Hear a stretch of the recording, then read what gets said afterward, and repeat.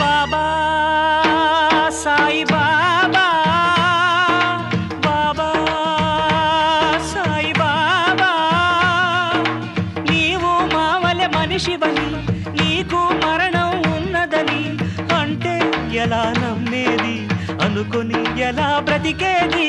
బాబా సాయి బాబా, బాబా సాయి బాబా, నువ్వే మరణించావంటే ఆ దేవుడెలా బ్రతికుంటాడు, నువ్వే మరణించావంటే ఆ దేవుడెలా బ్రతికుంటాడు, నువ్వే దేవుడివైతే ఆ మృత్యువెలా శాసిస్తాడు.